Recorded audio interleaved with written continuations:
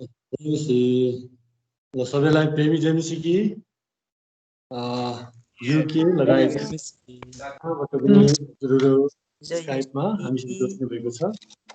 हामी सबैका निम्ति परमेश्वरलाई धन्यवाद टक्राउँछौँ। साथै तपाईँहरू सबैलाई पनि जसले हामीलाई पनि सेकाइमा समेट्नुहुन्छ र हामी पनि यस प्रकारले तपाईँहरूसित जोडेर प्रभुको सेवकाई गर्ने एउटा स्वर्णिम अवसर हामीले पाएका छौँ र यो पनि एउटा अहिलेको वर्तमान समयमा यद्यपि यो समयलाई हैन शत्रुले हाम्रो हातबाट लुटेर लान चाहिरहेको थियो, तरै पनि परमेश्वरले हामीलाई यसैको समयलाई सदुपयोग गर्नको निम्ति परमेश्वरले यसलाई उल्टो आशिषको कारण बनाउनु भएको छ।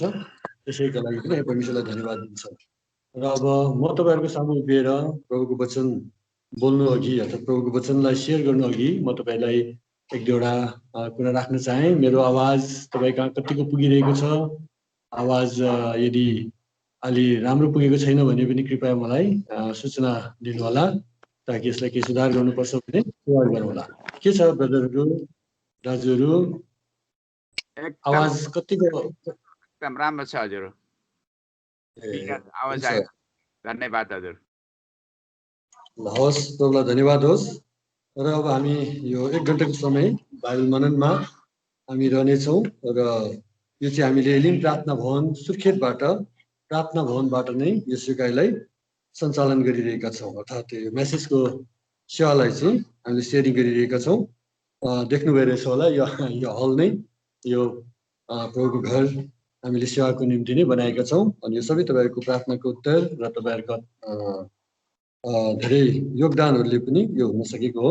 सबैको निम्ति पनि हामी परमेश्वरलाई धन्यवाद दिन्छौँ। तब हामी प्रभुको वचनबाट, यो त सायद मेरो दोस्रो चोटि हो तपाईँहरूसित उभिने एउटा मौका भएको र तपाईँहरूले मलाई कतिले चिन्नु पनि हुन्छ, तर कतिले सायद चिन्नु भएको छैन। मेरो नाम चाहिँ तेज बहादुर छेत्री हो। एलिम प्रार्थना भवनमा प्रभुको सेवकाई गरिरहेको छु र पहिले म नागाल्यान्ड भन्ने ठाउँमा थिएँ र यहाँ अब तपाईँहरूले धेरै चिन्नुभएको हाम्रो भाइ दान केसीलाई प्राय धेरैले चिन्नु पनि हुन्छ होला। ऊ चाहिँ मेरो भाइ हो, म चाहिँ दाजु। र यस प्रकारले हामी दुई भाइ यही भेगमा अर्थात् यो मध्यपश्चिममा छौँ। म चाहिँ एलिममा छु भने भाइ चाहिँ तल मियापोलिसमा छ। यो जग्गाको कामको लागि अब तपाईँहरूको धेरै प्रार्थना छ र मैले अलिकति अझै थप्न पनि चाहेँ। प्रार्थना गरिदिनुहोस्। वरिपरिका इलाकाहरूमा काम बढ्दैछ। यी सबै जग्गाहरू जस्तो म नाम लिन चाहेँ, जसरी जुम्लामा अनि जुम्लाको आसपास गोरा अनि उता कोटघरमा पनि यो सङ्गति सुरु भएको छ भने यता दैलेखमा पनि चुप्रा भन्ने ठाउँमा र दैलेखमा पनि हाम्रा केही विश्वासीहरू छन् र यसै प्रकारले धरमपोखरा भन्ने ठाउँमा पनि एउटा सङ्गति त्यहाँ पनि सुरु भएको छ। त्यस जग्गाको लागि पनि प्रार्थनामा याद गरिदिनुहोस्। र बड्डी चौर भन्ने ठाउँमा प्रभुको मेज पनि स्थापना भएको छ र चुप्रामा पनि मेज स्थापना भइसकेको छ र रहोबोट भन्ने यो चाहिँ रामघाट, यहाँ पनि मेजको स्थापना भइसकेको छ। र यस प्रकारले अब महेन्द्रनगर, धनगढी र अत्तरिया यी जग्गाहरूमा पनि प्रभु काम सुरु भएको छ, तर मेज स्थापना भएको छैन। यो ठुलो एउटा भेग छ, फैलिएको एउटा भेग छ।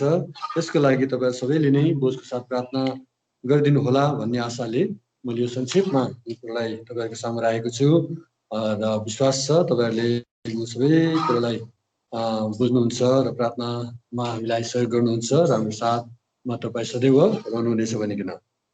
र अब मैले तपाईँहरूको सामु एउटा वचन पढ्न चाहेँ, जो चाहिँ मेरो आफ्नो दैनिक पाठमा पनि थियो। अब यही पढ्दै जाँदाखेरि यो वचनमा आएर म चाहिँ रोकिएँ र यही वचनमा नै मलाई स्वतन्त्र पनि भयो र अरू कहीँ मैले हेर्न सकिनँ। र मैले कुनै यस्तो समय त कुनै प्रार्थना र वचन अध्ययनमा कति कुराको व्यस्तताको कारणले गर्दा सकिनँ। तथापि प्रभुले अब जो छ त्यही नै लिएर तपाईँको सामु उभिनको निम्ति अगुवाई गर्नुभयो। चाहिँ बिना मसलाको दाखरस चाहिँ अब हामी प्रभुको वचनलाई चाहिँ पढ्नेछौँ कृपया हामी मर्कुसको सुसमाचारमा हामी पल्टाउनेछौँ। मर्कुसको सुसमाचार 3 अध्यायको 27 पदलाई हामी पढ्नेछौँ। यहाँबाट हाम्रा दिदी भक्तले पढिदिनु हुनेछ। कसैले बलियो मानिसलाई पहिले बाँधेन भने त्यसले त्यसको घरभित्र पस्न र त्यसका माल सामान रोक्न सक्दैन अनि त्यसपछि त्यसले त्यसको घर लुट्नेछ। हजुर, यसैमा आधारित एउटा रिफरेन्स पनि हामी हेर्छौँ, जो चाहिँ लुकाको सुसमाचार त्यसको 11 अध्याय हुनुपर्छ। यहाँ लुकाको सुसमाचार 11 अध्यायको 21-22 पदमा पनि हामी पढ्नेछौँ। 21 र 22 पद। जब एउटा बलियो मान्छेले हात हतियार भिरेर आफ्नो महलको देखरेख गर्दछ तब त्यसका माल सामान सुरक्षित रहनेछन्। तर जब त्यो भन्दा पनि बलियो मानिसले त्यसमाथि जाइ लागेर त्यसलाई जित्दछ तब त्यसले भरोसा गरेका त्यसका सारा हतियारहरू उसले खोसखास पार्दछ र त्यसका लुटका माल बाँड्दछ। अझै एउटा पद हामी पढ्छौँ, यूहन्नाको सुसमाचार 8 अध्यायको 34 पदलाई पनि पढिदिउँ। 8 अध्याय 34, यूहन्नाको सुसमाचार 8 अध्यायको 34 पदलाई पनि हामी यसले पढ्छौँ। तिनीहरूलाई जवाब दिनुभयो, हजुर, साँचो साँचो म तिमीहरूलाई भन्दछु, हरेक जसले पाप गर्छ त्यो पापको दास हो। हजुर, परमेश्वरलाई धन्यवाद होस्। जो वचन हामीले पढ्यौँ, जो खण्ड हामीले पढेका छौँ, यसबाटको हाम्रो निम्ति जो परमेश्वरको सन्देश छ सो हामीले पाउन सकौँ र यसबाटको कति हाम्रो आवश्यकतालाई प्रभुले पुरा गर्नुभएका होस् भनिकन हामी सानो प्रार्थना गर्नेछौँ। हाम्रा प्रेमी विश्वासयोग्य एकमात्र सत्य अनि जीवित परमेश्वर पिता, तपाईँलाई धन्यवाद, स्तुति र प्रशंसा चढाउँदछ। यस गरी जो सुन्दर समय तपाईँले दिनुभयो आफ्ना प्रियजनहरूसित स्काइप मार्फत सङ्गति गर्ने यो जुन बहुमूल्य समय तपाईँले दिनुभएको लागि तपाईँलाई हृदयदेखि नै धन्यवाद चढाउँदछौँ। प्रेमी परमेश्वर पिता, यो योग्यता त ममा रहेको म पाउँदिनँ कि तपाईँका प्रियजनहरूको आवश्यकतालाई यसरी म मार्फत माध्यमको रूपमा तपाईँका प्रियजनहरूसित तपाईँले विविध आफ्नो विचार सेयर गर्ने। तरै पनि पिता जो छु जस्तो छु त्यस्तै नै म जर्नीमा भरिकन यो प्रार्थना गर्दछु कि पिता यस गरी तपाईँले छिद्र आयोगी कमजोर पात्रलाई माध्यम बनाएर हरेक आवश्यकता पुरा गर्नको निम्ति प्रभु तपाईँले आफ्नो हात बढाउनुहोस्। प्रार्थना अनि बिन्ती छ तपाईँले बुझ्नका निम्ति र पिता यस प्रकारले तपाईँका प्रियजनहरूको सामु वचनलाई पिता यसरी राख्नको निम्ति विश्लेषण गर्नको निम्ति आत्माद्वारा तपाईँले प्रकाश दिनुहोस् र तपाईँको आत्माद्वारा अटरेन्स दिनुहोस्। अनि यस प्रकारले हे परमेश्वर पिता जुन वर्षहरू मनन गर्नुपर्दछ, जुन हेर्नुपर्दछ, जुन घटनाक्रमहरू, जुन आवश्यक पदहरू ती सबै तपाईँले सम्झनामा ल्याइदिनुहोस् र हाम्रो आवश्यकताहरू पुरा हुन सकुन्। प्रार्थना छ अहिले कमजोर पात्रलाई म तपाईँको हातमा सुम्पन्छु ताकि हे परमेश्वर पिता मेरो विचार होइन तर तपाईँको आफ्नो विचार र तपाईँको लोकहरूको सामु प्रकट हुनुपर्दछ। तपाईँले आफ्नो जनहरूलाई आफ्नो वचनद्वारा भेट्नु पर्दछ। यसैले पिता तपाईँकै हातमा म आफूलाई सुम्पदै अनि अन्धकारको शक्ति जो देखि अन्धकी रूपमा छन् हामी ख्रीष्ट मुक्तिदाता प्रभु येशूको सामर्थ्य नाममा बाँध्दछौँ। हाम्रो प्रार्थनालाई धन्यवाद साथ प्रभु येशूको बहुमूल्य नाम राख्दछौँ। सुनि ग्रहण गर्नुहोस्। आमेन।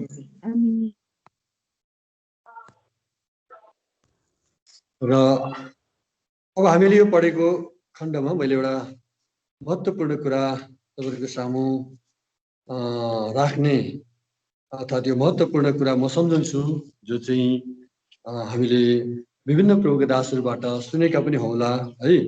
र मैले यो पढ्दै जाँदा हुँदै यहाँनिर एउटा मजाको कुरा पाउँछु क्या। यहाँनिर कुनै घरलाई लुट्नको निम्ति कुनै घरको सम्पूर्ण त्यसमा भएका प्रपर्टीहरू अथवा त्यसमा भएका सबै कुरालाई हामीले प्राप्त गर्नको निम्ति सबभन्दा पहिले त्यो घरको बलियो मान्छेलाई चाहिँ बाँध्नुपर्छ भन्ने कुरालाई चाहिँ प्रभुले एउटा उदाहरण स्वरूप यहाँनिर राख्नु भएको छ। कोही मान्छेले पनि त्यो घरलाई यदि लुट्न चाहन्छ भनेदेखि सबभन्दा पहिला त्यो घरमा भएको बलियो मान्छेलाई चाहिँ बाँध्नुपर्छ भन्ने कुरालाई चाहिँ प्रभुले ल्याउनु भएको छ। अब यो बलियो मान्छे को? हामीले एक दुईवटा उदाहरण हामीले हेर्न सक्छौँ। पहिला त हामी बलियो मान्छेको बारेमा हामी विशेष गरेर हामी प्रभुका जनहरू दुई प्रकारले एउटा त हामी देख्दछौँ शत्रु एउटा बलियो व्यक्ति भएको कारणले गर्दाखेरि उसको राज्यलाई हामीले लुट्नको निम्ति उसको कब्जामा परेकालाई छुडाउनको निम्ति हामी ऊभन्दा शक्तिशाली भएर हामीले उसलाई बाँध्नु पर्दछ।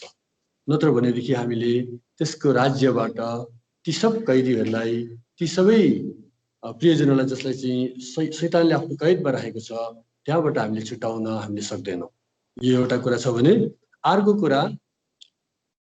कुरा अब हामी प्रभुका जनहरू है विभिन्न किसिमको यस्ता दासत्वमा पर्न सक्छौँ, विभिन्न किसिमका यस्ता बलिया कुराको वशमा हामी परेका हुन सक्छौँ प्रभुलाई पाइसके पश्चात पनि। अनि जसले पनि तपाईँ र मलाई एकदम कैदी बनाएर राखेको हुनसक्छ, जसले गर्दाखेरि हामीले चाहेर पनि हामीले उसको दासत्वदेखि आफूलाई मुक्त गर्न सक्दैनौँ र हामीले नचाही उसको सेवा गरिरहेका हुन्छौँ है। त्यसैले गर्दाखेरि यहाँनिर मैले एक दुईवटा कुरा तपाईँको सामु राख्न चाहेको छु। चाहिँ न्यायको किताबबाट यहाँनिर हामी एकजना व्यक्तिलाई देख्दछौँ जो व्यक्ति एकदम बाँधिएको छ, जसलाई बाँधेका छन्, जसलाई बाँधेर एकदमै उसलाई उसका आँखाहरू फुटाइदिएका छन्। अनि यस प्रकारले ऊ चाहिँ जेलमा चक्की पिस्दै रहेको अवस्था छ। सो यो व्यक्ति प्रभुलाई पाएर पनि यो कस प्रकारले प्रभुको अनुशासन र प्रभुको आत्माको अनुशासनदेखि बाहिरिएर कस प्रकारले ऊ एउटा कैदी हुन पुगेको छ। ऊ पहिले उसको आफ्नै अभिलाषाको कैदमा ऊ पर्न गयो अनि पछिबाट हामी देख्दछौँ शत्रुले उसलाई पुरा कैदी बनाएर उसलाई बाँधेर लगेको अवस्था छ है। यो कुरो चाहिँ हामी देख्दछौँ 16 अध्यायतिर आउनुहोस् कृपया गरिकन। यहाँनिर सामसन र दलिलाको विषयमा हामी देख्दछौँ। यहाँनिर जब सामसनले आफ्नो सम्पूर्ण सिक्रेटलाई, आफ्नो गोप्य कुरालाई जब उसले बताउने बित्तिकै उसलाई यहाँनिर हामी देख्दछौँ बाँधिएको छ। कृपया आउनुहोस्, तपाईँले पढिदिनुहोस् 21 पदलाई। तब पलिस्तीहरूले तिनलाई पक्रे, हजुर, तिनका आँखाहरू घोचेर निकालिदिए र तिनलाई तल गाँजामा लगे अनि तिनलाई पित्तलका नेलहरूले बाँधे अनि झ्यालखानामा तिनी जाँतो पिट्ने गर्थे। योभन्दा अगाडि हामी पढ्छौँ पहिला 20 पद पनि कसैले पढिदिनुहोस्। यहीँ दिदीले पढ्नुहुन्छ। अनि त्यसले भने सिमसोन फलिस्तीहरू तपाईमाथि जाइलागे अनि आफ्नो निन्द्राबाट बिउजेर तिनले भने म अरू बेला जस्तै निस्कनेछु र तिनीहरूलाई टक्राएर मुक्त हुनेछु, तर परमप्रभु तिनीबाट गइसक्नु भएको तिनीलाई थाहै थिएन। यहाँनिर हामी हेर्दछौँ यहाँ योभन्दा अगाडि कति सामसनलाई बाँध्ने प्रयास गरिएको सबै विफल भएको हामी पाउँछौँ। जबसम्म कि सामसनले आफ्नो सिक्रेट कुराहरू दलिलालाई बताएन। यद्यपि ऊ अभिलाषाको कैदमा पहिलेदेखि परिसकेको अवस्था छ है। ऊ परमेश्वरको आत्माको अनुशासनदेखि बिल्कुल विहीन भइसकेको अवस्था छ। तरै पनि परमेश्वरले छोड्नु भएको कुरा चाहिँ हामी पाउँदैनौँ है। तबसम्म उसलाई नयाँ डोरीले बाँधिँदाखेरि पनि, उसका केसहरू बाँधिँदाखेरि पनि उसले पुरा किल्ला समेत उखालिदिएको हामी देख्न सक्छौँ। यहाँनिर ऊ जबसम्म परमेश्वर उसको साथमा थियो उसले ठुलो कारनामाहरू गरेर आएको कुरा यहाँ हामी स्पष्ट प्रकारले प्रभुको वचनमा पढ्न सक्छौँ। तर जब प्रभु सामसनको जीवनबाट जानुभयो, अर्थात् प्रभु दुखित हुनुभयो, अर्थात् पवित्र आत्मालाई सामसनले दुखित तुल्यायो, त्यसपछि हामी देख्दछौँ परमेश्वरको आत्माले सामसनको जीवनमा केही कुरो गर्न सक्नु भएन है। अनि सजिलै शत्रुले सामसनलाई एकदम आफ्नो कैदमा लिन सक्यो। हामीले सजिलै बुझ्न सक्छौँ कि उसले जबसम्म पुरा पापका निम्ति आफूलाई कमिट गरेन, पुरा आफूलाई सुम्पिएन, तबसम्म उसमा आशा परमेश्वरले देखिरहनु भएको थियो। परमेश्वरले केही न केही निश्चय पनि गर्न सक्नु भइरहेको थियो। तर जब उसले टोटली आफूलाई सरेन्डर गरिदियो, टोटली सरेन्डर गरिदियो, त प्रभुको आत्मा चाहिँ निष्क्रिय हुनुभयो, अथवा प्रभुको आत्माले त्यहाँनिर केही गर्न नसक्नु भएको एउटा दुःखद अवस्थालाई चाहिँ यहाँनिर हामी देख्न सक्छौँ। सो यहाँनिर शत्रुले सामसनलाई बाँध्न सफल भएको छ। शत्रुले एकदम सामसनलाई बाँधेको कुरा हामीले 21 पदमा पढ्यौँ। Then the Philistines took him and put out his eyes and brought him down to Gaza. They bound him with bronze fetter and he became a grinder in the prison. So हामी यहाँ देख्दछौँ उनलाई एकदम चेनहरूले बाँध्यो, चेनहरूले बाँध्यो, एकदम फेटरहरूले उसलाई बाँधेको छ र अब उसले केही गर्न नसक्ने एउटा भयङ्करै दुःखद अवस्था आएको छ। इजरायलको न्यायकर्तालाई है शत्रुले बाँधेर अब उसलाई निष्क्रिय बनाइदिएको छ। सो अब जब ऊ न्यायकर्ता बलियो थियो, जबसम्म ऊ परमेश्वरको आत्माको अधीनमा थियो, परमेश्वरको अधीनमा थियो, तबसम्म उसले न्याय गर्न सकिरहेको कुरा बाइबलले हामीलाई बताउँछ। सामसनले कति वर्ष न्याय गरे भन्ने कुरा हामीलाई स्पष्ट थाहा छ। सो उनले न्याय गर्दै आइ पनि रहेको थियो, तर जब ऊ पुरा पापमा पतित भयो, उसलाई बाँध्नमा चाहिँ शत्रुहरू सफल भए, अनि बाँध्नमा सफल हुने बित्तिकै सामसन चाहिँ एकदम निष्क्रिय भइहाल्यो। परमेश्वरको आत्माले पनि केही गर्न नसक्ने अवस्थामा भयो त्यहाँनिर। अनि अब शत्रुले उसलाई उसको आँखा लुटिदियो, उसको सम्पूर्ण कुरालाई शत्रुले लुटिदियो। अनि उसलाई मात्रै होइन, इजरायललाई लुट्नको निम्ति अब शत्रु पुरा कुरा के भयो, बलियो भइहाल्यो। बुझ्नु भने कुरा तपाईँ र हाम्रो जीवनमा पनि हामीले मुक्ति पाएर पनि यस्ता कुराहरू को कैदमा बिस्तारै बिस्तारै पर्न सक्दैनौँ भन्ने कुरो छैन रहेछ है। हामीलाई उसको उद्देश्य भनेको के हो भने सबभन्दा पहिला उसले हामीलाई बाँध्ने, उसले यदि हामीलाई बाँध्नमा ऊ सफल भयो भने हामीलाई मजाले उसले लुट्छ। कति यस्ता मण्डलीहरू तपाईँले मैले देख्न सक्छौँ, कतिका यस्ता परिवारहरू तपाईँले मैले देख्न सक्छौँ, कतिको जीवनलाई तपाईँले मैले देख्न सक्छौँ जसले पहिला एकदम सक्रिय भएर सेवा गरिरहेका थिए। उनीहरू एकदम बलिया थिए, उनीहरू जहाँ भने त्यहाँ पुग्थे, उनीहरू प्रभुको निम्ति जे पनि गर्नको निम्ति तयार थिए। म यस्ता दाजुहरूलाई चिन्छु जसले गीतहरू पनि बनाएका थिए, एकदम राम्रो राम्रो आत्मिक गीतहरू बनाएका थिए। उनीहरूले जेलमा प्रभुको निम्ति धेरै यातनाहरू पनि सहे है। उनीहरू पक्रा परे, पञ्चायती कालमा उनीहरूले धेरै दुःख उठाए। यस्ता यस्ता दाजुहरूलाई म चिन्छु, तर जसको आज जीवन चाहिँ एउटा कैदमा चक्की पिस्न पुगेको अवस्था पनि भएको मलाई थाहा छ। तपाईँले पनि सायद देख्नु भएको होला, तपाईँले पनि सायद कति यस्ताहरूलाई याद गर्नुभएको होला। त कति यस्ता तपाईँको वरिपरि पनि यस्ता प्रियजनहरू होलान् जसले पहिला सक्रिय भएर प्रभुको सेवाई गरिरहेका थिए, एकदमै उनीहरू बलिया थिए, उनीहरूबाट धेरै आशा गर्न सक्थ्यो मण्डलीले, अनि प्रभुले उनीहरूलाई युज पनि गर्नुभएको तपाईँले देख्नुभएको थियो।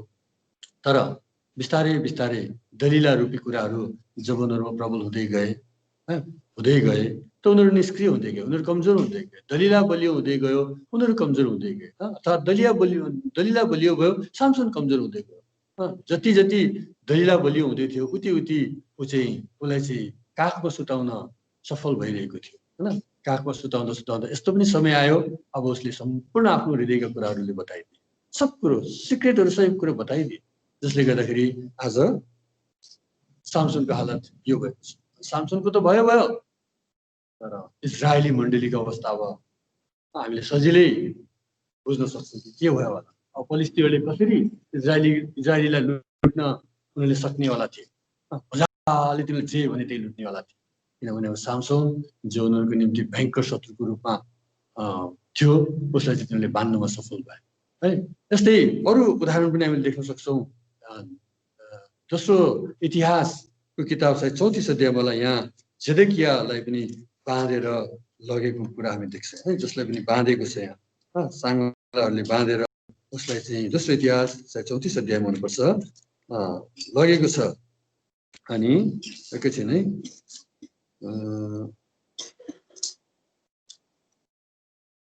सिद्धिकियालाई होइन, सिद्धिकिया भनेको होइन, एकछिन माफ गर्नुहोस्, सिद्धिकिया त दोस्रो राजा हो त, दोस्रो राजा आउनुहोस् कृपया। सिद्धिकियाको बारेमा हामीले हेर्छौँ। दोस्रो राजा 25 अध्याय होला, 25 को 7 पद। हजुर 25 को 7 पद। दोस्रो राजा, माफ गर्नु होला, इतिहास सम्झे। दोस्रो राजा 25 अध्यायको 7 पदलाई पढिदिनुहोस्। अनि तिनीहरूले सिदकियाका आँखाको सामु तिनका छोराहरूलाई मारे र सिदकियाका आँखाहरू निकालिदिए अनि तिनलाई पित्तलका मेलहरूले बाँधेर तिनलाई बाबेलमा लगे। सो यहाँ हामी देख्दछौँ सिदकियालाई पनि यसरी नै बाँधेको छ। अब सिदकिया को थिए त? तपाईहरु मैले राम्रो पढेका छौँ। सिदकियाको इतिहास हामीलाई एकदम कण्ठ छ। राजा थिए, युदाका राजा, हैन? अनि युदाको राजालाई नै जब कल्दीहरू भन्नाले यो बाबुलको, हैन, बाबुलको राजाले जब उसलाई समात्यो, उसलाई बन्दी बनाए, उसलाई बाँध्यो, बाँधेर उसलाई बन्दी बनाए। उसका दुई छोराहरूलाई पनि त्यहाँनिर मारेको कुरा हामी देख्दछौँ। उसका दुई छोरालाई पनि मारे, हैन? भन्छ जेडिकिया बिफोर हिज आइज सन्स, तिनीहरूको छोरालाई उनीहरूले they killed the sons of Zedekiah before his eyes, put out the eyes of Zedekiah. अब उसको पनि आँखा निकालिदिएको छ यहाँनिर। bound him with bronze fetter, पित्तलको जन्जिरहरूले उसलाई बाँधेको छ। and took him to Babylon, so बेबिलोनमा लिएर गएको हामी देख्दछौँ। सो अब यो राजालाई बान्ने बित्तिकै अब सारा इजरायली प्रजाहरू चाहिँ अब एकदम के भइहाले, बाबुलको अधीनमा आइहाले। तपाईहरु मैले सायद चेस खेलेका होला, हैन? चेस पहिला हामीले खेल्थ्यौं।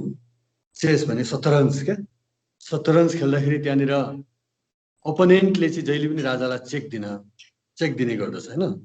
चेक दिँदाखेरि यदि अब त्यसलाई बचाउनुको निम्ति कुनै उपाय भएन भने, राजालाई उम्काउने कुनै बाटो भएन भने सो उसले गेम सरासर हार्छ।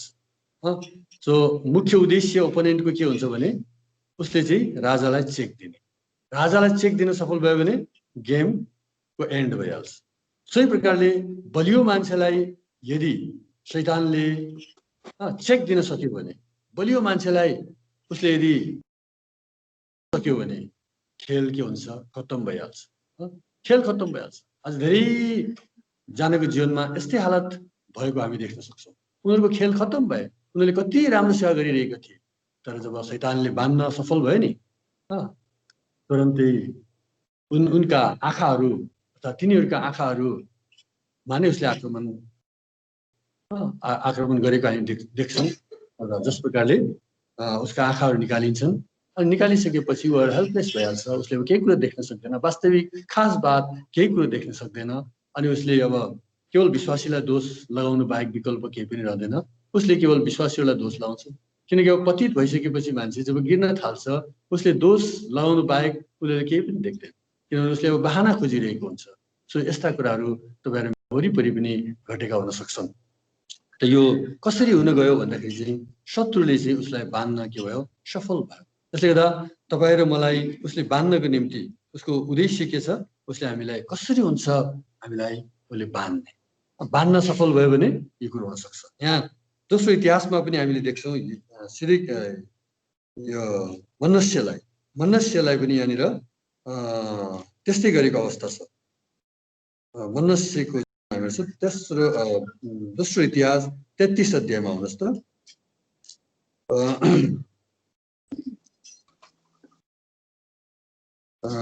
यहाँ 18 देखि पढ्दै जाँदाखेरि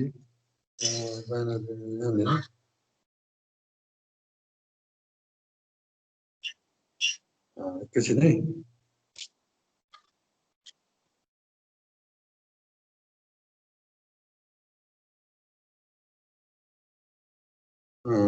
यहाँ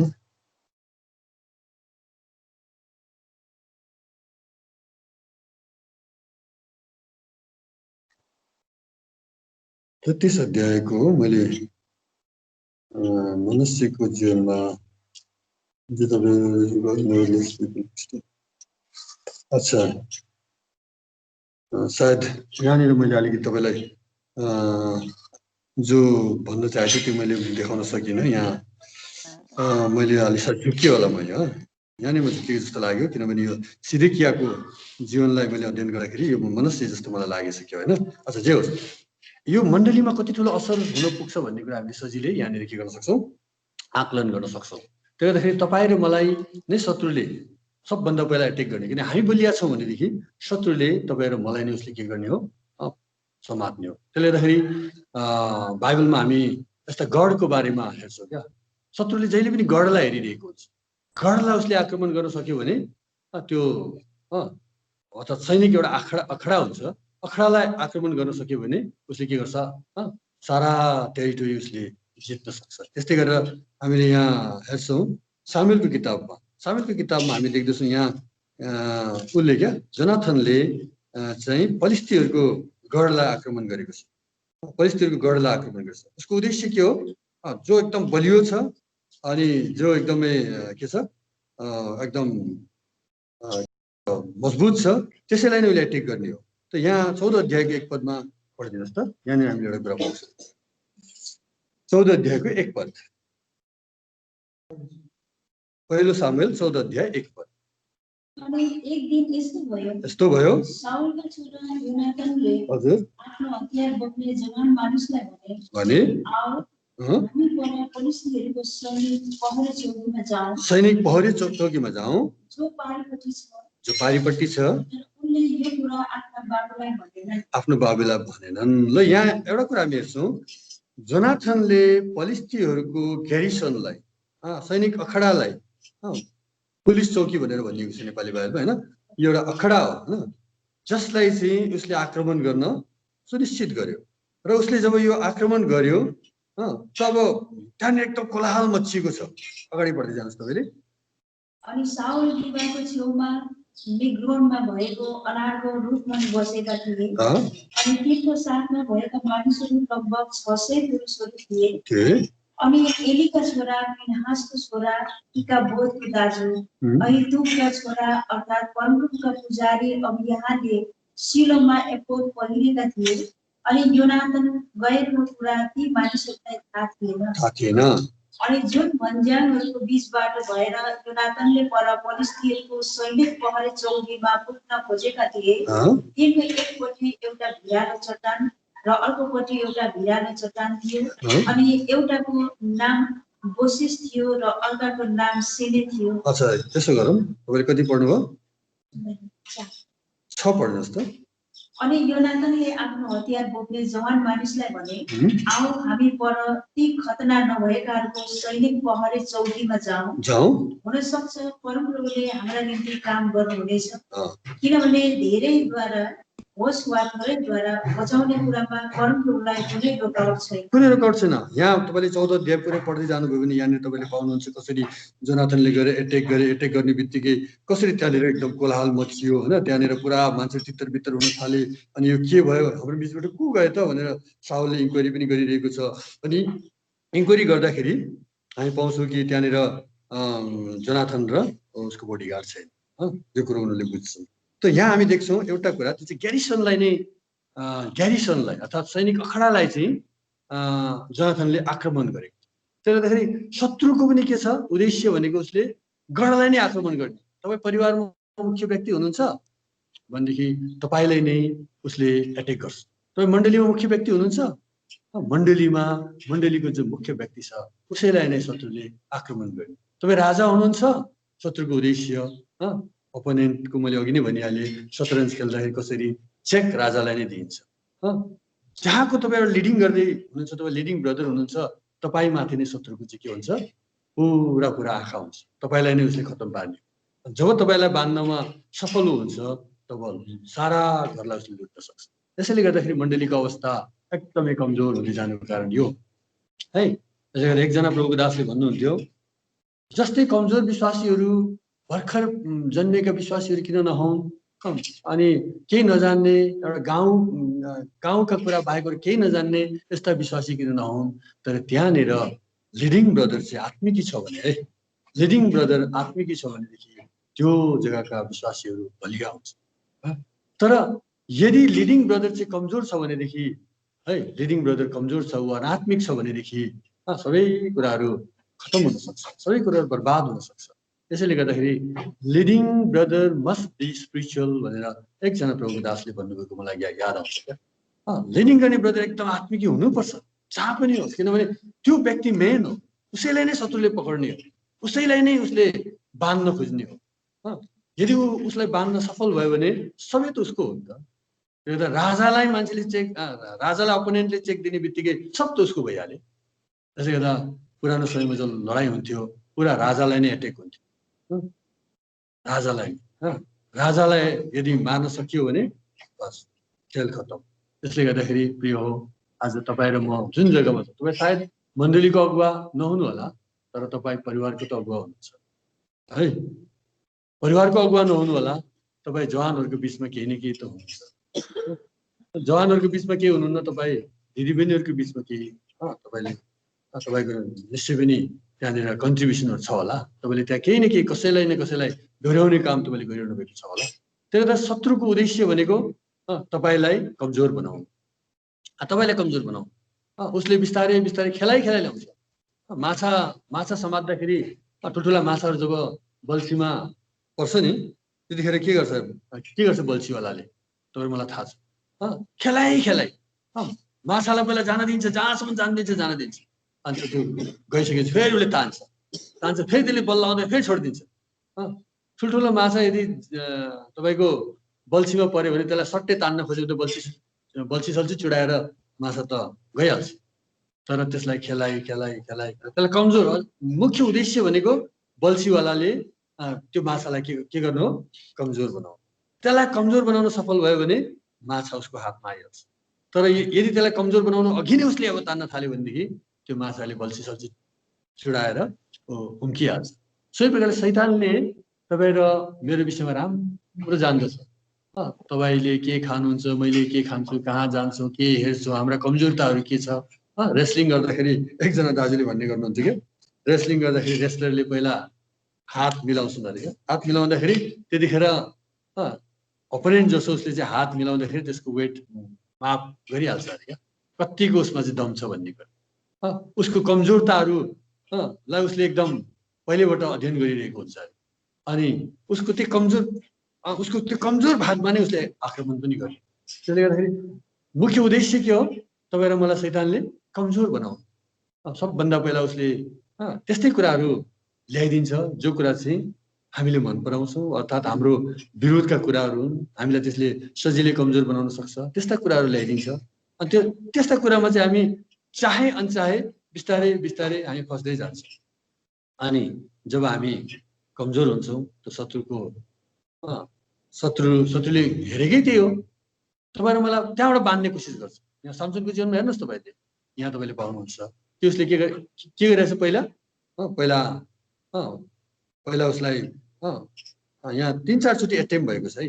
पहिला के भनेको छ हाम्रो फेरि न्यायको किताबमा, यहाँ मिठो कुरा छ, म तपाईँलाई त्यो कुराद्वारा अझै एक दुईवटा कुरा गरिकन म अगाडि बढ्न चाहिरहेको छु। यहाँ पहिला सामसनलाई चाहिँ केले बाँधेको छ, 16 अध्याय फेरि आउनुहोस्।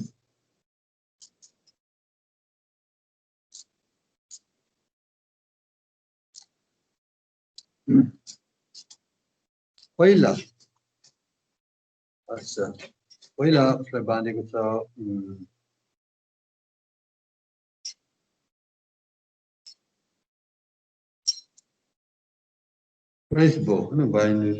यहाँ 7 पद पढिदिनुहोस् त। अनि सिमसोनले त्यसलाई भने, हजुर, तिनीहरूले मलाई 7वटा ताजा नसुकाएका ताँदाले बाँधे। केले बाँधे? ताँदाले बाँधे। म निर्बल भइहालेछु। सो यहाँनिर अब दलिलाले सामसनलाई कसरी निर्बल बनाउने हो त्यतापट्टि लागिरहेको छ। सो पहिला एटेम्प छ, यो एटेम्प पनि अब विफल भएको छ। त्यसपछि अब जब दलिलाले भने हेर फिलिस्ताइनहरू तिम्रो विरोधमा आएको छ भनेर भन्ने बित्तिकै ऊ एकदम जराकजुरुक उठ्दाखेरि त्यहाँनिर उसले त्यो सब तोडिदिएको छ होइन। 9 पद। अनि ढुकेर बस्ने मानिसहरू त्यससित कोठामा बसिरहेका थिए। अनि त्यसले तिनलाई भने, सिमसोन पलस्तीहरू तपाईँमाथि आइलागे। तब तिनले ती ताँदाहरू सनपाटको धागो धागो आगोले छुँदा छिने झैँ छिनाइदिए छिनाइदिए त्यसो हुँदा तिनको शक्तिको भेद जानिएन जानेन अर्थात् विफल भए तिनीहरू थकाउने अब कार्य चाहिँ भइरहेको छ है थकाउने कार्य चाहिँ भइरहेको छ फेरि अब दलिलाले उसलाई एकदम अब भनिरहेछ तिमीले मलाई ठट्टा गरिरहेछौ तिमीले मलाई प्रेम गर्दैनौ नाना किसिमका कुराहरू त्यहाँ गरिरहेको छ अनि त्यसपछि उसले भन्छ उसले एकदम दिक्क लागेपछि उसले भन्छ फेरि अर्को एउटा so he said to her if they bind me securely with new rope नयाँ डोरीले मलाई बाँध्यो भने अब 11 पद अनि तिमीले त्यसलाई भने तिनीहरूले मलाई कहिले नचलाएका नयाँ डोरीहरूले बलियो गरी बाँधे भने म निर्बल भइहाल्छु र ती अरू मानिसहरू जस्तै हुनेछु सो यसका यी नयाँ डोरीले बाँधेको होइन उसको केसका लट्टाहरू बाँधेका यसका सबैका आफ्ना आफ्ना अर्थहरू छन् यतापट्टि म अहिले गइनँ यो यतापट्टि जाँदाखेरि त अब हाम्रो धेरै कुराहरू छुट्न जान्छ त यहाँनिर अब नयाँ डोरीले बाँधिनु भन्ने कुरा गरेको छ नयाँ डोरीले बाँधेपछि म निर्बल भइहाल्छु भनेर उसले भन्यो भन्ने बित्तिकै उसलाई नयाँ डोरी ल्याएर उसलाई बाँधियो बाँध्ने बित्तिकै ऊ त अब निर्बल हुन्छ होला भनेर सोचेको थिएँ तर त्यो पनि भएन त्यो पनि फेल भयो त्यसपछि के गर्छ 7वटा लकलाई बाँध्नको निम्ति आएको छ 13 पद तब दलिलाले सिमसोनलाई भने अहिलेसम्म तपाईले मेरो मजाक गर्नुभयो र मसित झुट बोल्नु मलाई भन्नुहोस् तपाईलाई केले बाँध्न सकिन्छ अनि तिनले त्यसलाई भने तिमीले मेरा कपालका 7वटा लट्टा तानमा बुन्यौ भने हो अनि त्यो 7वटा लट्टाहरू पनि बाँधियो अनि त्यो पनि एकदम किल्ला उकालिदिएको हामीले हेर्छौँ 14 पदमा अनि त्यसले ती लट्टा एउटा किल्लाले कसिदिए र तिनलाई भने सिमसोन परिस्थितिहरू तपाईमाथि आइलागे तब तिनी आफ्नो नेत्रबाट बेउजे र तानको किल्ला तानैसित उकेलिदिए हेर्नुहोस् त यो सब कुराहरू यो थकाउने कामहरू एकदम भइरहेको छ अहिले तपाईँले एउटै कुरामा तपाईँको ध्यानलाई फोकस गर्न खोजिरहेछ त्यो शत्रुले हामीलाई थकाउने कोसिस गरिरहेको हुन्छ जहिले पनि उसले हामीलाई थकाउने कोसिस गरे हामी थाक्यौँ भने बल्ल उसले हामीलाई बाँध्न सक्छ त्यसले गर्दाखेरि यहाँ सामसनलाई एक एक गर्दै अन्तमा ऊ एकदम थाकेको छ यहाँसम्म ऊ थाक्यो कि उसको प्राणै निस्केला जस्तो भएको छ अगाडि आउनु ऊ यतिसम्म भयो कि मेरो प्राणै निस्केला जस्तो भयो भनेर भन्छ यहाँ 16 पद पढिदिनुहोस् अनि यस्तो भयो त्यसले दिनहौ तिनलाई आफ्ना शब्दहरूले व्यथित पारिरहँदा र तिनलाई विवश तुल्याइरहँदा तिनको प्राण ज्यानै जाला जस्तो कस्तो अचम्मको कुरा है प्राणै ज्यानै जाला जस्तो भयो उसले व्यथित गर्दा उसले थकाउँदा उसले अब दिनहौ तिमीले मलाई झुट बोल्यो तिमीले मलाई माया गर्दैन तिमीले खोइ त प्रेम तिम्रो भनेछ ऊ त यति साह्रो थाक्यो यति साह्रो व्यथित भयो अन्तमा उसले सबै कुरा बताउनु चाहिँ बाध्य भयो हेर्नुहोस् है त शत्रुको उद्देश्य के रहेछ त एकजना प्रभुको दासले भन्नुहुन्थ्यो त्यो मजा लाग्छ कि मलाई सेकेन्ड वर्ल्ड वारमा लडाइँ भएछ लडाइँमा चाइना र जापानको लडाइँ भएको छ किनभने चाइनाहरू एकदम पछाडिँदै गयो एकदम हार्दै गयो जापानिजहरूले जित्दै गयो अनि अब के गर्ने तिनीहरूले एउटा स्किम बनाएछ स्किम के रहेछ भन्दाखेरि अब यो जापानिज ट्याङ्कहरूले उनीहरूको सम्पूर्ण अखाडाहरूलाई तोड्दै आइरहेको छ अनि जापानिज ट्याङ्कको सामना गर्न सकिरहेछ चाइनाको ट्याङ्कले चाइनाका तोपखानाहरूले इत्यादिले तिनीहरूको यस्तो ट्याङ्क रहेछ मजबुत ट्याङ्क रहेछ त तिनीहरूले एउटा उपाय गरेछ तिनीहरूको स्निपरहरूलाई जग्गा जग्गामा तैनात गरेर राखेछ अनि के गरेछ अनि तिनीहरूको कोही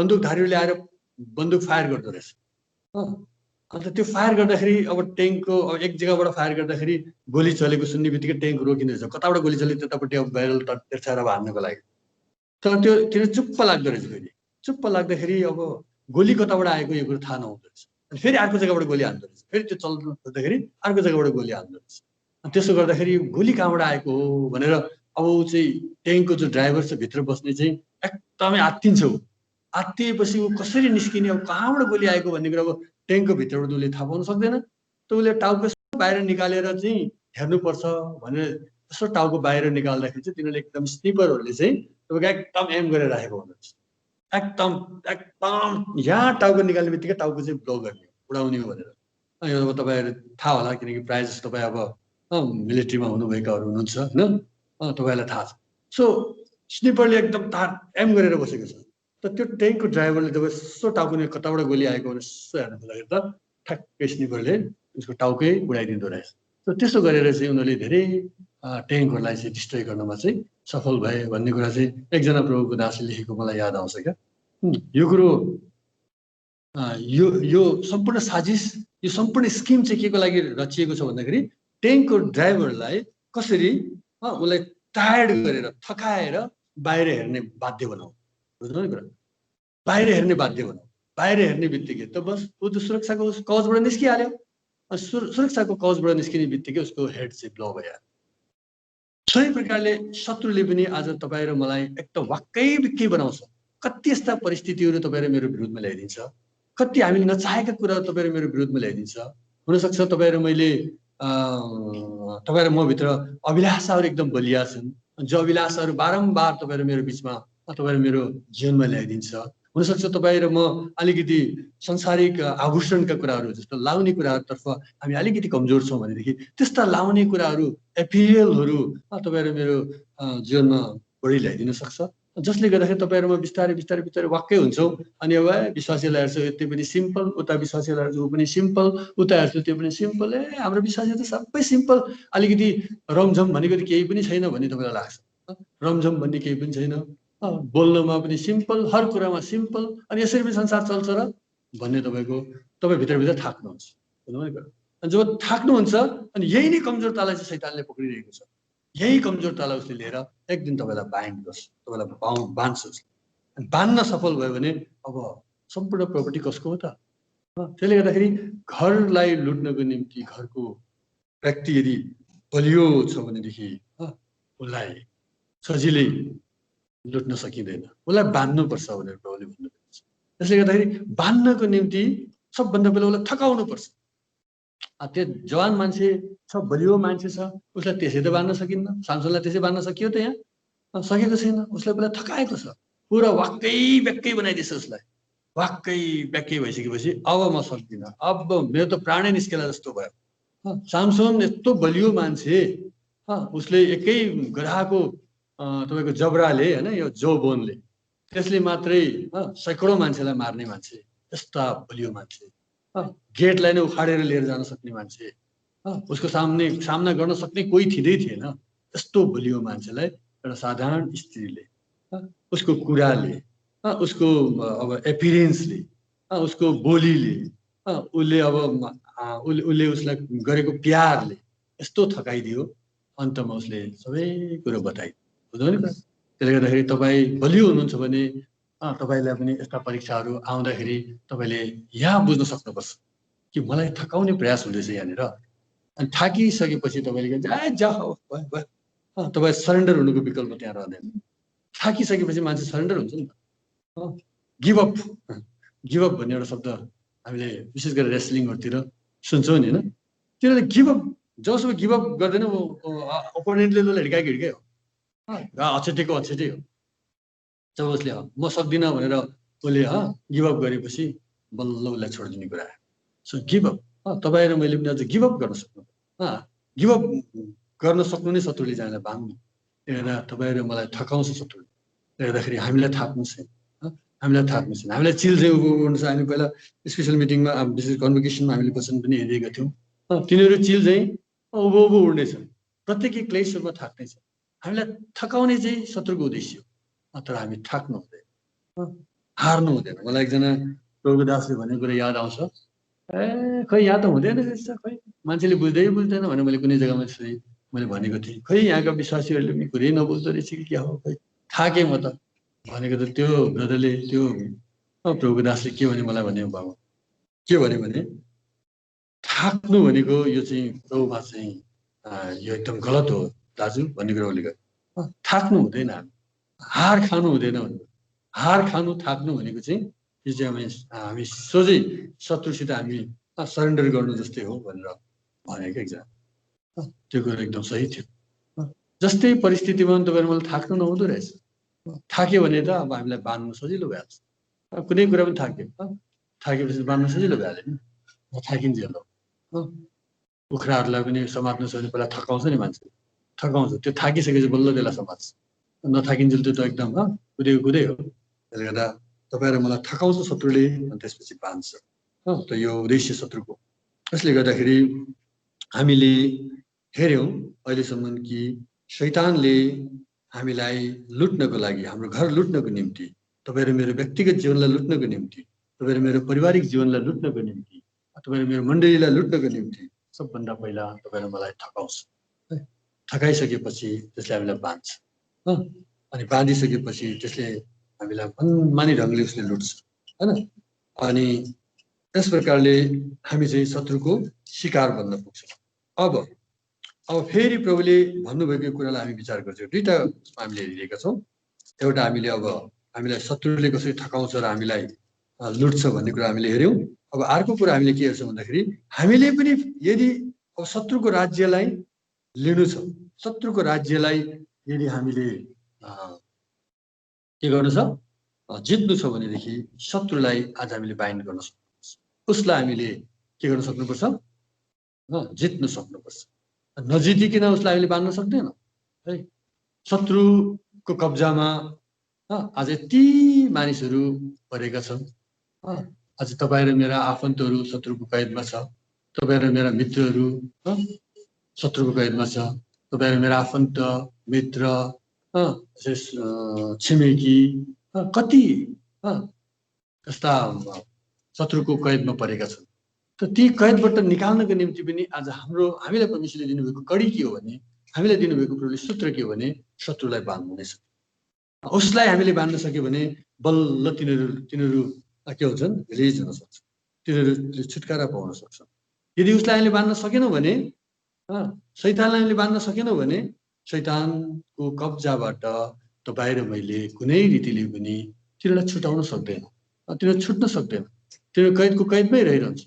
हेर्दा उसलाई बाँध्नको निम्ति अब प्रभुले हामीलाई भन्नुभएको छ। त्यसले गर्दाखेरि यहाँ हामीले पद पढ्छौँ, जे कुरो पनि तिमीले पृथ्वीमा विश्वास साथ बाँधौला त्यो स्वर्गीयमा बाँधिनेछ भनेर प्रभुले भन्नुभएको। यो पदलाई पढ्छौँ 18-19-20 पद मत्ती किताब। किनकि जहाँ 2 वा 3 जना मेरो नाममा भेला हुन्छन्, हजुर एकछिन है त, 18 पद, 18 अध्यायको 18 पद। म तिमीहरूलाई साँचो भन्दछु, म तिमीलाई साँचो भन्दछु, पृथ्वीमा तिमीले जे बाँधौला पृथ्वीमा तिमीले जे बाँधौला स्वर्गमा बाँधिनेछ, त्यो स्वर्गमा बाँधिनेछ, र पृथ्वीमा तिमीले जे फुकाउला पृथ्वीमा जे तिमीले फुकाउला सो स्वर्गमा फुकाइनेछ। ल हेर्नुहोस्, प्रभुले आज हामीलाई पृथ्वीमा बाँध्नको निम्ति भन्नुभएको छ। पृथ्वीमा हामीले के बाँध्छौँ, के बाँध्न सकिरहेका छौँ? पृथ्वी कसको हातमा छ? सबभन्दा पहिला यो हामीले हेर्नुपर्छ। यो पृथ्वी चाहिँ कसैको हातमा परेको छ, कसैले यसलाई के गरेको छ, यसलाई अकुपाई गरेको छ। र उसले यो प्रभुको हो नि त, सृष्टि त प्रभुको हो नि, पृथ्वी प्रभुको हो नि। तर आज कसले क्लेम गरिरहेछ यो हामीलाई थाहा छ? यो क्लेम गर्ने शैतान। उसले भन्छ यो सारा विभव मेरो। उसले जबरजस्ती यो संसारलाई के गरेछ, क्लेम गरेको छ। हामीलाई बताइएको छ सुरुमा परमेश्वरले आकाश र पृथ्वी सृष्टि गर्नुभयो। आकाश र पृथ्वी उहाँले एकदमै पर्फेक्ट सृष्टि गर्नुभएको, एकदम सिद्ध सृष्टि गर्नुभएको। किनभने परमेश्वरले जो काम गर्नुहुन्छ उहाँले अधुरो गर्नु, काम गर्दा गर्दा बिचैमा छोडेर उहाँ त्यसरी बस्नु भएको होइन। किनकि बाइबलले भन्छ सुरुमा परमेश्वरले आकाश र पृथ्वी सृष्टि गर्नु। तर दोस्रो पदमा हामी देख्दछौँ आकाश माफ गर्नुहोस्, पृथ्वी चाहिँ एकदम बेआकारको र सुनसान थियो भनेर भन्छ। के परमेश्वरले बेआकारको र सुनसान बनाउनु भएको होला त? निश्चय पनि परमेश्वरले बेआकार र सुनसान बनाउनु भएको होइन। तर यो कसरी सुनसान हुन गयो त भन्दाखेरि अब हामीले यतापट्टि यशाया किताब 14 अध्यायमा आएर हेर्यौँ भने यहाँनिर यशायाले लुसिफरको पतनको बारेमा उसले लेखेको छ। लुसिफरले घमण्ड गर्यो, लुसिफर परमेश्वरको बादलहरू आफ्नो सिंहासन बनाउन खोज्यो। यहाँ इको भइरहेको छ होइन। अनि त्यो भयो। यसले गर्दाखेरि अब उसलाई चाहिँ के गरियो, खसालियो, उगिर्यो। तब हामीलाई अब यहाँ राम्रो यो उत्पत्ति 1 अध्यायले राम्रो प्रकारले एकदम बर्ड्स आए अर्थात् एकदम चराको दृष्टिले हामीले यसलाई हेर्नुपर्छ। त यहाँनिर हामी पाउँछौँ कि लुसिफर गिराइनाले मात्रै यो पृथ्वीको अवस्था फेरि यो के भयो एकदम बिग्रिएर गयो अनि यो चाहिँ के भयो एकदम बेआकार र सुनसान यो बन्न पुग्यो, अस्त व्यस्त बन्न पुग्यो किनभने लुसिफर गिराइयो नि त। त्यसले गर्दा परमेश्वरले कति समयसम्म यो कामलाई किन पनि गर्नुभयो, ठप्प राख्नुभयो। अनि पछिबाट परमेश्वरले फेरि नयाँ सृष्टिको काम गर्नु। अनि नयाँ सृष्टि अर्थात् त्यो पहिला बनिसकेको पृथ्वीमा फेरि नयाँ प्रकारले उहाँले ज्योतिको सृजना गर्नुभयो। ज्योति सृजना गरिसकेपछि अब त्यसमा जति आवश्यक कुराहरू उहाँले सृष्टि गर्नुभयो, घाम जुन अनि नजिकका ताराहरू उहाँले सृष्टि गर्नुभयो। त्यसपछि हामी देख्छौँ कि अब यसमा जति आवश्यक कुराहरू थियो त्यो सृष्टि गर्दै गर्दै जानुभयो। अनि हामी देख्छौँ विशेष गरेर परमेश्वरले जब रिक्रिएसनको काम सुरु गर्नुभयो, पृथ्वी अर्थात् माटो देखा पर्यो भनेर भन्छ। माटो देखा परेकोले हामीले के कुरो देखाउँछ भने अब पहिलेबाट माटो थियो अनि त्यही कुरो चाहिँ अब त्यहाँ देखियो भन्ने कुरा हामीले बुझ्न सक्छौँ। एउटै पदलाई मात्रै हामी अलिकति हेर्छौँ है त। यहाँ 10 पदलाई हामी हेर्छौँ। एन्ड गड कल यहाँ 9 पदमा जब परमेश्वरले दोस्रो दिनको सृष्टि पहिले कुन चाहिँ सृष्टि कुन चाहिँ दिनको यो काम गड कल फर्म यो तेस्रो दिनमा हजुर तेस्रो दिनमा हजुर पढिदिनुहोस् त। अनि आकाशमणिका पानीहरू एक ठाउँमा जम्मा भए र सुक्खा जमिन देखा पर्यो। सुक्खा जमिन देखा पर्यो तब त्यस्तै भयो। अनि परमेश्वरले सुक्खा जमिनलाई पृथ्वी भन्छ। सुक्खा जमिन देखा पर्यो भन्ने कुरा हामी देख्छौँ यहाँ। सुक्खा जमिन देखा पर्यो अर्थले हामीले के यसले के अर्थ दिन्छ भन्दाखेरि जमिन अलरेडी थियो जो चाहिँ देखा पर्यो, जो यो रिक्रिएसनको काम भइरहेछ यहाँनिर। अब म तपाईँलाई फेरि अब त्यही कुरामा ल्याएर यस कुराको यसबाट केही कुरो मैले भन्न चाहिरहेको छु है त। सो परमेश्वरले जे कुरो बनाउनुहुन्छ एकदम सिद्ध बनाउनुहुन्छ, तर बिगार्ने चाहिँ के हो? लुसिफर। अब अदनको बगैँचालाई परमेश्वरले बनाउनु भयो, अब बिगारे कसले? लुसिफर हैन। सो जे तपाईँ र मेरो जीवनमा पनि असल कार्य प्रभुले सुरु गर्नुहुन्छ, बिगार्छ कसले? लुसिफर हैन। यसले गर्दाखेरि अब यो पृथ्वी वास्तवमा परमेश्वरको थियो, तर यो पृथ्वीलाई कसैले अकुपाई गरेको छ। कसले अकुपाई गर्यो? यो शैतानले अकुपाई गर्यो। शैतानले अकुपाई गरेको छ र उसले जबरजस्ती क्लेम गरेको छ। अब उसले यो मेरो हो भनेर भनिरहेको छ। मेरो हो भनेर भनिसकेपछि अब हामीले के गर्नुपर्छ त? जस्तो मानिलिउँ एउटा घर तपाईँको छ, त्यो घरलाई चाहिँ कोही शत्रुले आएर त्यसलाई के गरेको छ? कब्जा गरेको छ। अनि उसले भन्दैछ यो घर चाहिँ मेरो, यो घर मेरो भनेर उसले पुरा आफ्नो दावा त्यहाँनिर अब झुठा दावाहरू त्यहाँनिर पेश गरिरहेको छ। अनि मेरो भनेर उसले एकदम त्यहाँनिर आफ्नो भाला गाडेर बसिरहेछ। तपाईँ के गर्नुहुन्छ त? तपाईँले त्यसरी लडेर जित्न सक्नुहुन्न, किनभने अब त्यो बलियो छ। तपाईँले के गर्न सक्नुहुन्न त्यसलाई। तपाईँले के गर्नुहुन्छ त? अहिलेको समयमा अब तपाईँ जानुहुन्छ अदालत जानुहुन्छ अनि अदालतमा तपाईँले तपाईँको घरको तपाईँको जग्गाको सम्पूर्ण नक्सा तपाईँको लाल पूर्जा सबै तपाईँले देखाएर त्यहाँबाट तपाईँले न्यायाधीशबाट तपाईँको घर तपाईँको हो भन्ने कुराको पुरा प्रमाण जुटाएर तपाईँ त्यहाँ आउनुहुन्छ हैन। त्यहाँ आइसकेपछि तपाईँले सबभन्दा पहिला त्यो कागजहरू जो अदालतले तपाईँलाई दिएको छ त्यो चाहिँ तपाईँले अनि उसको विरुद्धमा जो एरेस्ट वारन्ट अथवा केही दिएको छ त्यो तपाईँले अब त्यहाँनिर पेश गर्नुहुन्छ। अब के हुन्छ त? अब उसलाई छोड्नु कर लाग्छ लाग्दैन? उसलाई एकदम छोड्नु त्यो कर लाग्छ, किनभने उसको त्यो होइन, उसले जबरजस्ती क्लेम गरिरहेको छ। यसले गर्दाखेरि अब हेर्नुहोस् त्यो बलियो मान्छेले सबलाई के गरेको छ, अर्थात् त्यो शैतानले सबलाई के गरेको छ? आफ्नो कब्जामा लिएको छ, किनकि उसको होइन। जति पनि मानिस जातिहरू उहाँको महिमा मानिसहरूलाई उसले आफ्नो अधीनमा उसले लिएको छ, आफ्नो बनाएको छ। यसैले गर्दाखेरि अब उसको उद्देश्य के हो? यो मानिसलाई चाहिँ सदा सर्वदा उसको गुलाम बनाएर राख्नु उद्देश्य। अब यहाँ तपाईँ र मैले यो मेरो हो भनेर अब हामी चाहिँ यो तपाईँ यो तिम्रो होइन, यो घर मेरो, यो प्रपर्टी मेरो भनेर हामीले अब त्योसित लडेर हामीले जित्नेवाला छैन। तपाईँ र मेरो बलले त्यो शत्रुसित लडेर हामीले तिनीलाई छुडाएर ल्याउन सक्दैनौँ, हाम्रो प्रोपर्टी हामी कहाँ फिर्ता ल्याउन सक्दैनौँ। त्यहाँनिर अब हामीले पनि त्यो न्यायिक प्रावधान जो छ, परमेश्वरले जो न्यायिक जो सोल्युसन प्रभुले राखिदिनु भएको छ, समाधान राखिदिनु भएको छ, त्यो समाधानलाई लिएर अब हामी त्यहाँ आउनुपर्छ। प्रभु येशू मसीहको मुक्तिको कुरालाई लिएर, सुसमाचारका कुरालाई लिएर, छुटकाराको सम्पूर्ण जो प्रबन्ध छ त्यसलाई लिएर अब हामी त्यहाँ पुग्नुपर्छ। तब मात्रै हामीले अब त्यहाँ क्लेम गर्न सक्छौँ। यसले गर्दाखेरि त अब येशू नाममा सबै कुरो परमेश्वरले हामीलाई दिनुभएकोले गर्दा आज हामी जहाँ पनि जान्छौँ, सुसमाचार सुनाउँछौँ, हामीले कोहीलाई भिजिट गर्छौँ, बिरामीहरूलाई निको पार्नको निम्ति हामीले प्रार्थना गर्छौँ, सबै हामीले येशू नाममा गरिरहेका छौँ। किनभने येशू नाममा परमेश्वरले सम्पूर्ण अधिकार फेरि प्रभुले हामीलाई दिइसक्नु भएछ। त्यो त्यो शत्रुले क्लेम गरेको, शत्रुले कब्जा गरेको सबलाई फेरि प्रभुले हामीलाई दिलाउनुको निम्ति, अब हाम्रो समय पनि सकिन आँटिसकेको रहेछ, दिलाउनुको निम्ति प्रभुले हामीलाई फेरि प्रभु येशू मसीहमा यो प्रबन्ध जुटाउनु भएको छ। अनि यही जुटाइएको प्रबन्धलाई लिएर अब हामी उसका गएर हामीले उसलाई छोड्न बाध्य गर्छौँ। तब उसको केही सिप लाग्दैन, उसले छोड्नु पर्यो। त्यसले गर्दा त्यो चाहिँ बान्ने कुरा हो। उसलाई बान्ने कुरा चाहिँ यो मात्रै छ। उसलाई बान्ने कुरा तपाईँहरू मेरो बुद्धिले हुँदैन। सुसमाचार प्रसारमा हामी जहाँ पनि जान्छौँ, भिजिटिङमा जान्छौँ, जसलाई हामीले पर्सनल कन्ट्याक्ट गर्छौँ, यहाँ प्रभुको आत्माको सहायता बिना हामीले केही कुरो गर्न सक्दैन।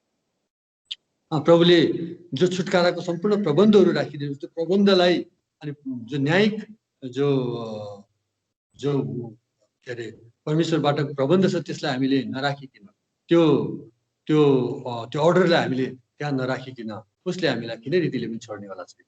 उसले कुनै रीतिले पनि हाम्रा कैदीहरू अर्थात् उसले कैद गरेर राखेकोलाई छोड्नेवाला छैन। त्यो प्रपर्टी हाम्रो हातमा आउनेवाला छैन। त्यसैले गर्दा प्रभु येशू मसीहद्वारा जब हामी त्यहाँ पुग्छौँ तब उसको कुनै पनि क्लेम त्यहाँनिर लाग्दैन। उसले छोड्न कर लाग्छ, उसले त्यो तपाईँ र मलाई दिन कर लाग्छ। त्यसैले गर्दाखेरि आज प्रभुले हामीलाई भन्नुभएको कुरा यो। त्यसले गर्दा त्यो घरलाई लुट्न हामी चाहन्छौँ भनेदेखि, कहीँ पनि गएर हामीले यसलाई जित्न चाहन्छौँ भनेदेखि हामीले सबभन्दा पहिला त्यो घरको बलियो मान्छेलाई बाँध्नुपर्छ।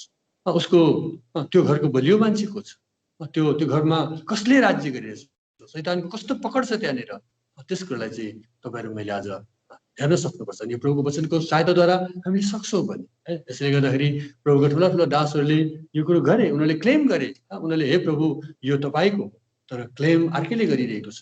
त्यसले गर्दाखेरि यो तपाईँको, यो हामीलाई दिनुहोस्, यो हामीले पाउनुपर्छ गरे। उनीहरूले एकदम प्रार्थना गरे, सङ्घर्ष गरे, प्रभुले दिनु। यो फाइट चाहिँ प्रभुले नै गर्नुहुन्छ नि त। प्रभु हाम्रो पक्षमा उहाँ लड्नुहुन्छ, तर तपाईँ र म माध्यम भएर मात्र, तपाईँ र म माध्यम भएर त्यहाँ नपुगिन्जेल प्रभुले त्यसै लड्नु। किनभने प्रभुले तपाईँ र मलाई यो अधिकार दिनुभएको छ। यो सम्पूर्ण अधिकार प्रभुले हाम्रो हातमा दिनुभएकोले गर्दा हामीले नै यो अधिकारलाई प्रयोग गर्ने हो। यसैले गर्दा हामीले पढ्यौँ कि के अरे जे कुरा तिमीले पृथ्वीमा बाँध्छौ त्यो स्वर्गीय स्थानमा बाँधिन्छ, जे कुरा हामीले पृथ्वीमा खोल्छौ त्यो स्वर्गीय स्थानमा खोलिन्छ। यो सब अधिकार प्रभुले हामीलाई दिनुभएको छ। त्यसैले गर्दा प्रार्थना गर्दा पनि उहाँले हामीलाई यही कुरा सिकाउनु भएको थियो। यो संसार शैतानको कब्जामा छ। यो पृथ्वी मात्र एउटा यस्तो प्लानेट हो जहाँनिर परमेश्वरको इच्छा पुरा हुँदैन, तर यहाँनिर शैतानको इच्छाहरू पुरा हुँदछ। त्यसैले गर्दाखेरि प्रभुले पहिला प्रार्थना गर्न सिकाउँदाखेरि यो पत्री किताब 6 अध्यायमा यसरी प्रार्थना गर भनेर उहाँले सिकाउनु भयो। हे परमेश्वर, तपाईँको राज्य आओस् न, तपाईँको इच्छा जस्तो स्वर्गीयमा पुरा हुन्छ त्यस्तै पृथ्वीमा पुरा हुन्छ। यो पृथ्वी चाहिँ एउटा यस्तो जग्गा हो जहाँ चाहिँ परमेश्वरको इच्छा पुरा हुन सकिरहेको छैन, शैतानको इच्छा पुरा भइरहेछ यहाँनिर। यसैले गर्दाखेरि अब त्यसलाई हामीले बाँध्न सक्नुपर्छ, त्यसका युक्तिहरूलाई हामीले बाँध्न सक्नुपर्छ, त्यसका जति पनि चालहरू छ त्यसलाई हामीले बाँध्न सक्नुपर्छ। तब मात्रै आज हामीले जित्न सक्छौँ। होइन भनेदेखि हामी त्यो बलियो मान्छेको काइट पानी रहन्छ, त्यो बलियो मान्छेले हामीलाई कैदी बनाएर राखिरहन्छ, त्यसले हामीलाई कहिले पनि छोड्नेवाला छैन। त्यसैले प्रभुले अब हामीलाई सहायता गर्नुभएको होस्, होइन, प्रभुले हामीलाई सहायता गर्नुभएको होस्। यो कुरालाई हामीले अझै गहिराइ बुझ्न सकौँ र हामी साँच्चै नै कति प्रभु येशू मसीहमा कति बलिया छौँ यस कुरालाई हामीले बुझ्न सकौँ। किनभने वचनले यही कुरो भन्दछ, हामी प्रभु येशू मसीहमा विजेताहरूभन्दा पनि बढ्ता छौँ। जो कुरा हामीले एउटा पद, यो अन्तिम पद अहिले पढेर हामी अन्त्य गर्छौँ। आउनुहोस् त रोमी किताब 8 अध्यायको 37 पद। हामी प्रभु येशू मसीहमा विजयहरूभन्दा पनि बढ्ता छौँ र हामीले निश्चय पनि यो कार्य गर्न सक्छौँ। 8 अध्यायको 37 पद रोमी 8:37 तर यी सबै कुराहरूमा हामी उहाँद्वारा हजुर जसले हामीलाई प्रेम जसले गर्नुभयो हामीलाई प्रेम गर्नुभयो विजेताहरूभन्दा पनि बढी हो। विजेताहरूभन्दा पनि बढी छौँ। यसैले गर्दाखेरि हामीले निश्चय पनि ती शत्रु जो त्यो घरको एउटा कङ्कुरेर भएर बसेछ अर्थात् एउटा बलियो मान्छे भएर बसेछ त्यसलाई हामीले बाँध्न हामीले बाँध्यो भने निश्चय पनि ऊ निष्क्रिय हुन्छ। ऊ निष्क्रिय भयो भने ती सबलाई हामीले छुटाउन सक्छौँ र हामी आफै पनि जस्तो जस्तो कैदमा परेका छन् ती कैदबाट हामीले तिनीहरूलाई मुक्ति दिलाउन सक्छौँ।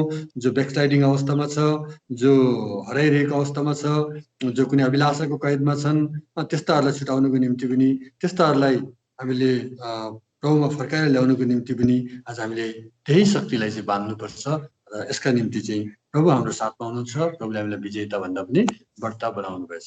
प्रभुले यस छोटो विचारमा आशिष दिनुभएको। आमेन। हुन्छ पौला धन्यवाद ब्रदर। हाम्रो त्यस ब्रदरलाई पौले भारी आशिष दिएको धन्यवाद हजुरलाई।